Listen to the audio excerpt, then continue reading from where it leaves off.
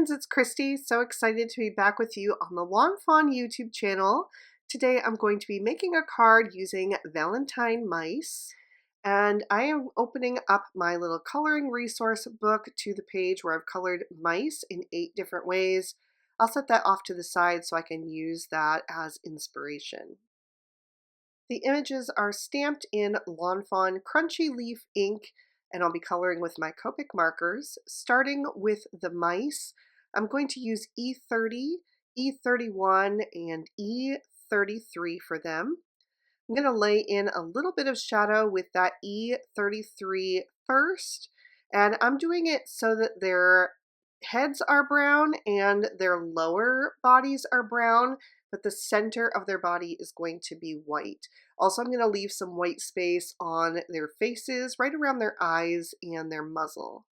So once I have that shadow laid in, I'm going to blend out with the E31 for the midtone. You can kind of see the shape of how I'm blocking them out coming together now. And then I'll use that E30 to fill in and also just add a little bit of shading to the white parts of their bodies. And I am going to color all 3 of them the same, but since they're all facing in different directions, it's going to look a little bit different on each one of them. I like to keep the face nice and light, so for the first little guy, I put my shadows down the left side of the body since he's facing toward the right. For this little one, I'm going to do it equally on both the left and the right since he's facing directly forward. And then on the third little guy, he is facing toward the left, so I'm going to put his shadows on the right. That just makes sure that you're able to make out all of their adorable features, especially since I stamped them in this lighter brown ink. I want to make sure that those are still clearly visible. So I always want to use my lightest shade to go over the areas like the eyes or the nose if I need to color that in as well. I'm going to switch to E40 and E41 for my envelope, and I want it to look like a white envelope, but I just want it to have a little bit of shading to it. I also want it to match some of the cardstock that I'll be using later on in the video. So I'm just using that E41 to add a little bit of shadow, blending out with the E40 and leaving the majority of it just the plain white cardstock. And then I'm going to come in with some pink shades. I'm using R11, R20, and R22. I'm going to give all of my mice some rosy cheeks, color in their noses and the insides of their ears, and I'll also color in all of the little hearts. So the one that says XOXO, the one that is the seal on the envelope, and then also the 2 little hearts next to the moi sentiment. I skipped over that for now, but I'm going to come back and get that later on. So for all of that, I just started with the R22. I also filled in their noses completely with the R22. For the rest, I blended out with the R20 and then the R11 for the highlight. And once everything is colored in, I'm just going to trim these images out with their matching dies. Next, I'm going to work on my card base, and I have die cut some speckled eggshell cardstock with the Checkered Hearts backdrop portrait. I'm going to save all of that little heart confetti that came out of the die cuts. I'm going to use a few of those later on, but in the meantime, I'm going to take the jumbo glue tube and I'm going to add some liquid glue to the back of this panel. I want to be careful not to add too much glue, but I also want there to be glue in a lot of places so that this die cut will really lay flat on the card base. Since I'm going to use a contrasting color card base, it's going to be the Lawnfawn Ballet Slippers cardstock. I want to make sure that that pink really shows through, and so that die cut needs to be really well adhered down. So once I have my glue completely covering every area that I can get on there without it seeping through, I'm just going to hold that in place until that glue starts to dry and grips a hold of that cardstock. Then I've taken the Scripty Hugs die and I've die cut it twice out of the speckled eggshell cardstock and twice out of white cardstock. I just had like two scraps that were just the right size, so that's what I decided to use. I'm going to start with the white ones because those are going to be down at the bottom. They're just going to be layered up for some extra height to give this die cut a little bit of extra stability and extra presence on the card. So I'm taking one of those white die cuts and just lining the top of it with the glue tube. And then I'll take the next white die cut and layer it right over top. I'll adjust that as needed while that glue is still wet and just make sure it's all lined up nicely. And then I'm going to glue the two speckled eggshell Scripty Hugs die cuts right over top. And I'm just making sure to use as little glue as I possibly can. I want to make sure that that is well covered, just like with the checkered hearts backdrop, but I don't want any glue seeping out, so I'm just using the nozzle to kind of spread that and drag the glue along the die cut so that I have enough on there, but not so much that it's seeping out all over. And in between each of those layers, I'm going to adjust and just squeeze that die cut together so that the stack is really nice and straight and everything looks uniform and well adhered together. So I'm adding my last one on top here, and then I'll just make sure that, again, that's all lined up, and then I can set this die cut aside to use for later.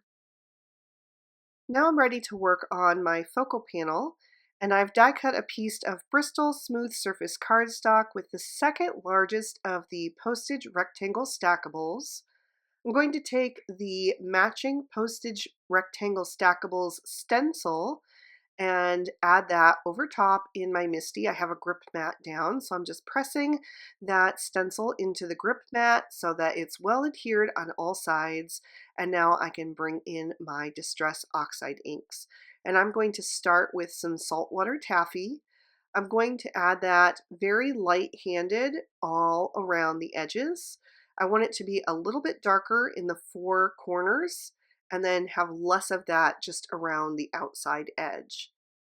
That will give me some nice definition right along the edge of that crisp white postage stamp border. Then I'm going to bring in my second shade, which is Spun Sugar, and I'm going to add that to the center and completely fill it in. And then I lost a little bit of that saltwater taffy in the blending process. So I'm going to go back to that ink blending tool and just add that back in until I like how it's looking. Again, just using very soft pressure and building up that saturation level to how I like it. I'll go back one more time with the Spun Sugar blending tool, and then I can remove that stencil, and you can see how nice that looks with that really nice defined white postage stamp edge.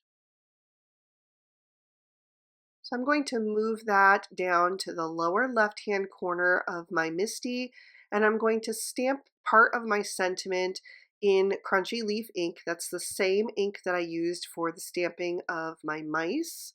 So I'm going to stamp that down twice to make sure it's nice and bold, and then I can set that aside, and I'll pop my card base in my MISTI. So again, this is the Ballet Slippers cardstock, scored and folded to an A2 standard size card, so 4 1/4 wide by 5 1/2 tall. And I'm going to stamp on the inside in bubblegum ink, and I'm just going to do a really simple little accent down in that lower left-hand corner with one of the mice and a love you sentiment.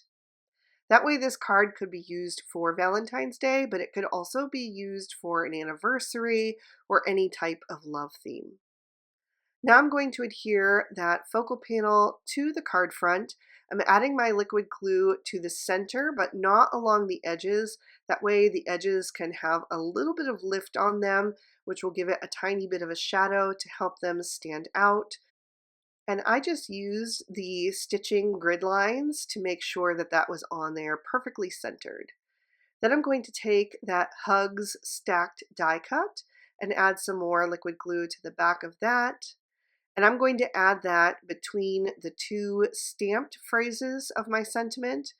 And I want to add that at a little bit of an angle just for some added whimsy.